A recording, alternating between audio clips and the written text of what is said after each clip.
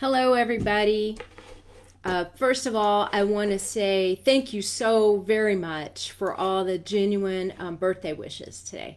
It means so much to me that you guys would take just a moment out of your time or out of your busy day and wish me a happy birthday. So I appreciate that so much, and I see so many of you that I've known for many years, and I love it. It warms my heart, warms my day. So thank you very much. But today is not really about that.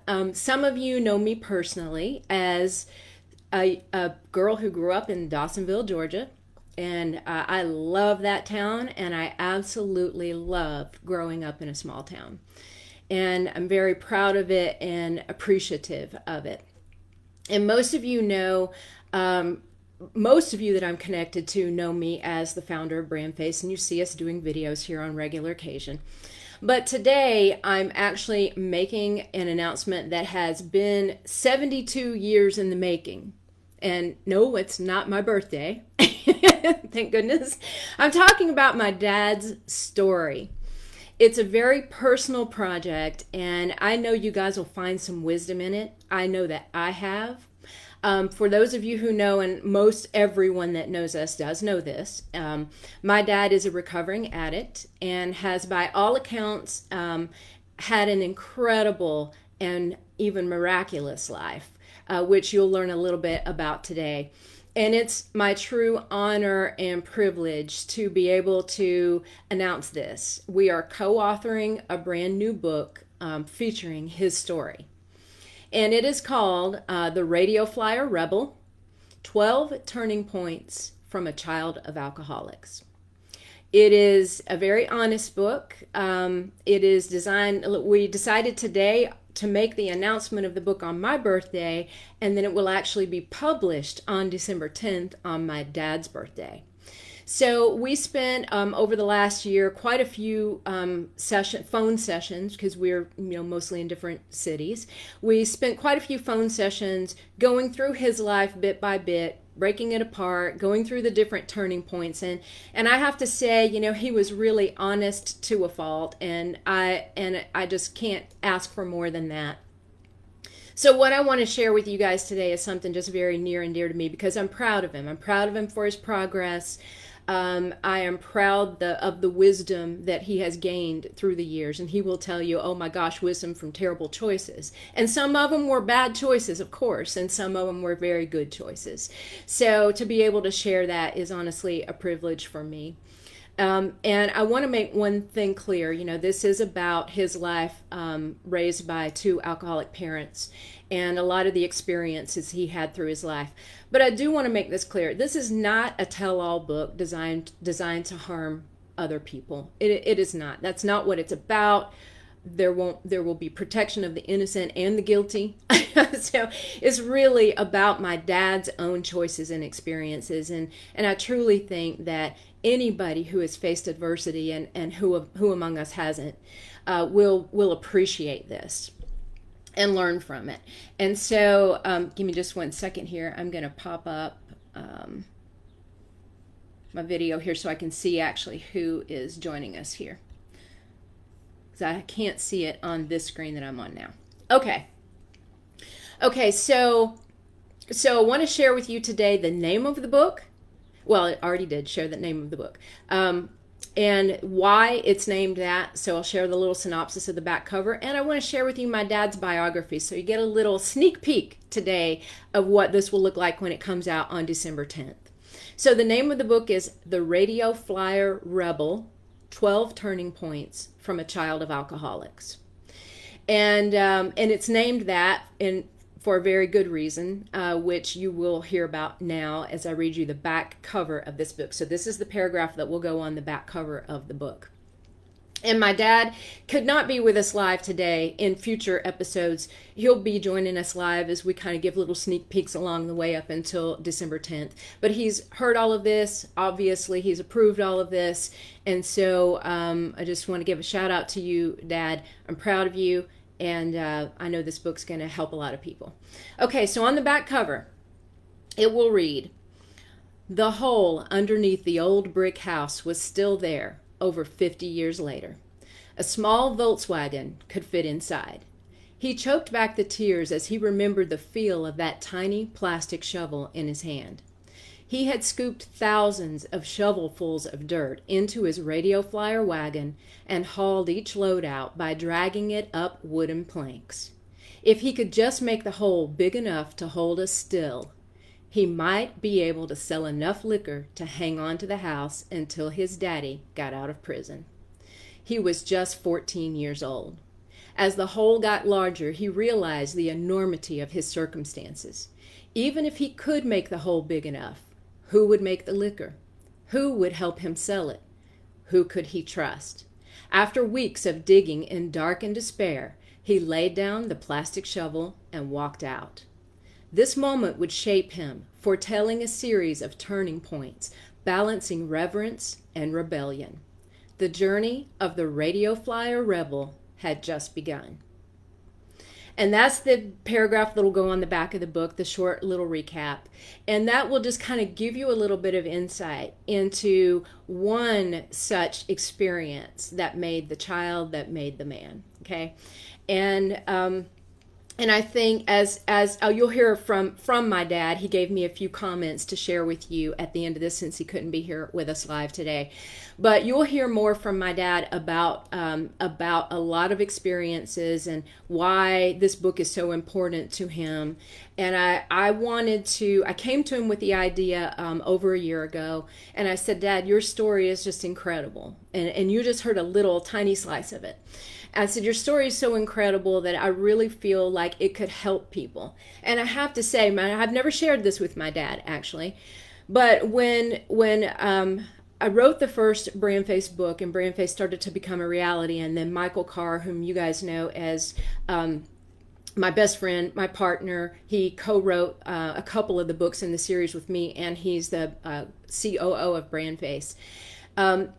When we first started talking about things and decided the company and the book and everything, the premise of personal branding and creating this personal brand that was truly you and authentically you, it was very, very important to me and to Michael that it be an authentic thing. And one of the things we discussed right away was that one day there would be something called BrandFace for Youth. And BrandFace for Youth would focus on the fact that there's only one difference between a young child who is growing up with a great family and headed in the right direction and going to college and making great decisions, and a young child who is sitting on a stoop in an impoverished neighborhood just waiting for somebody to throw down a few coins, right? And that difference is how they feel about themselves and whether they realize their own special, the things that make them special, the star inside of them. And that actually came, that premise or that concept of BrandFace for Youth came from two different places. It came from the inception of BrandFace, but it mostly came through my dad's own story, right? Because he wasn't given a lot of those opportunities early on. He was thrown into a world that was very chaotic from the very beginning. And so the BrandFace for Youth is underway right now. It's under construction, if you will, now, and will be announced in 2021. And so I wanted to just let him know that because I've never actually had that conversation with him. And he is the one who inspired BrandFace for Youth. So, okay, so let's keep going. So I'm going to share with you a sneak peek at his biography, which will tell you a little bit more about his life and hopefully inspire you to keep up with us throughout the journey until we launch the book on December 10th. Okay, so here is his biography. Born on December 10th, 1947, Glenn Eugene Odom entered a life of complexity, uncertainty, and chance. His daddy was a moonshine runner in the hills of North Georgia, and his mom was a housewife who occasionally participated in the family business as well. They were poor most of the time, as the moonshine business was a feast or famine enterprise, and when both your parents were alcoholics, the feast certainly never lasted long. Gene was an exuberant child, adventure pouring through his veins. He remembers racing around school throughout an entire recess with a piece of notebook paper taped to his chest and a number on it. His endless energy was infectious to others, and he was a beloved child. Among his happier memories, he recalls the time his daddy returned from a still after 6 months with enough money to buy some land, build a house, and buy a new car. For the first time, it instilled in him a sense of hope and security. But in just a few short years, that hope and wealth faded as furiously as it had arrived. His daddy was sent to prison, and suddenly they had no money or food, and they were losing their home. He went to visit his dad one Sunday and asked him, "If I dig from under the house and put a still under there, reckon we could save the house?" His dad said, "Son, you can try, but I don't think that will work." Gene's young survivalist mentality set in, and he took a tiny plastic shovel and a radio flyer wagon and began to dig and haul. He was just 14 years old. It took him weeks to dig a hole large enough to fit a Volkswagen inside, and then one night, in a moment of despair, realization set in. It would never work. Throughout the turbulent times of his youth, however, he found one undeniable saving grace and passion: basketball. As he entered high school, only one freshman player each year would be invited to join the varsity team, and he earned the spot. He went on to become known throughout the state of Georgia as one of the finest players of his time. His senior year, he averaged 31 points a game prior to three-point lines, ranking 7th in the state. He was offered college scholarships and was hopeful that his life was finally headed in the right direction. And then came a dilemma of his own making. He and his high school girlfriend were expecting a baby. Guess who that was? Gene knew he had to do the right thing, and although he wished for a time that it had been different, he has never uttered regret about the decision to get married and care for his new family. In the years ahead, they would purchase their first home and have another child, as he spent 27 years working at a manufacturing plant in Gainesville, Georgia. Everything was going well once again, until a seemingly benign choice would prove to rock the foundation of his family and future. It all began with gathering, cleaning, and selling milk jugs, and progressed to marijuana, cocaine, and methamphetamine. The poor choices multiplied, and the turbulence continued. Today, Gene lives in Dahlonega, Georgia, with his wife, Cheryl. He and his daughter collaborated to co-author the Radio Flyer Rebel after a year of phone sessions and research. In the book, Gene shares the 12 turning points in his life from the perspective of a child of alcoholics. His hope is that others, especially youth, will gain wisdom from his mistakes and inspiration from his recovery. So that is the biography that will go inside the book, and that will give you just a little more insight into how my dad grew up. And he has a few comments that he would like to share with you guys today because he couldn't be with us. So, and he will hopefully be on some future episodes, guys. So hang tight, because you will meet him and you'll get to learn more as we go through and up until the publishing of the book. So he has a few different comments here. He says, "I had 10 good years sober before the alcoholism really took hold of me. During those years, I'm proud to say that we had hard times as a family, but they were good times. Then I started using, and the rest of the story is in the book." And he said, when I said, when we talked from the very beginning, I said, "Dad, why do we want to do this? Why do you want to do this?" Because it was important that I wanted to tell that story because I knew it was so phenomenal and I knew it would help so many people. But it isn't always the same way when you're collaborating with somebody. You want to make sure that they also feel confident in putting that story out there and know why they're putting it out there. And he says these two things. He says, "I want people to gain some wisdom from my mistakes. And I'd like the people that I've heard over the years to know that there was something else behind all of that I didn't even realize until it was too late. It wasn't about them, it was about me." And it's a very cathartic time, for him. His other comment says, "It would be a relief to me for some people that I've heard to understand that I was trying to live my life by the moonshiner's code. Your handshake is your word, and your word is your bond. And then I just got to a point where I just couldn't do it anymore." And I think we've all gotten to a point in our lives where we felt whatever we were doing at the time, we just couldn't do it anymore. And a lot of circumstances paved the path for him to live the life he lived and make the choices that he made. And he makes no, he makes a lot of apologies for certain. But he understands that in order to help people and also to help himself and work through everything, getting the story out is really, really important to him. And I see that. I really see that. And truly, you know, at this point, guys, the only people that really know all the story are just a few people in his life. So there would be no way 99% of you would know at this point why this story is so powerful. But that is in the book, and I am hoping that it will help a lot of people. So if you guys have any questions about it, hey, type them in here, type them in the comments below, and even after this video is ended, I'll make sure to come back and catch up and answer any of the questions that you guys have.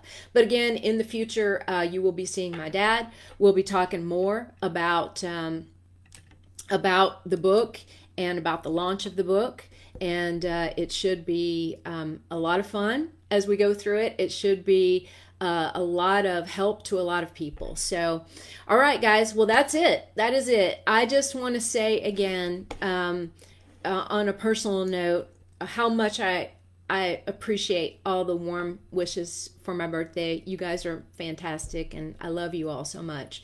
And I love you, Dad. I'm grateful that that we get a chance to do this project together and get to showcase not only the tough bad choices you made in your life, but also the very, very good ones, because there are plenty of those. And I'm proud of you. I'm very proud of you. So I want to say a thank you first, lastly, to my mom, who's also incredible. And in 2022, we're hoping that book will come out too. So love you, Mom, and my kids, who are always my source of inspiration and my support and love in my life. Thank you so much. And finally, to my best friend and partner, Michael, who couldn't be with us today because he is fishing in Alaska, and he's enjoying it somewhere off out in those beautiful blue waters off the coast of Alaska. So hope you're catching fish, and thank you so much for all your support and love.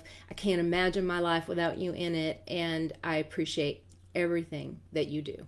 All right, thanks guys so much. We'll end it here, and if you guys, again, if you have questions or comments as we go throughout, I'll keep in touch throughout the day. I'll look at the questions and comments and try to get to every one of them. Okay? Have a wonderful day, everybody. Thank you so much for joining.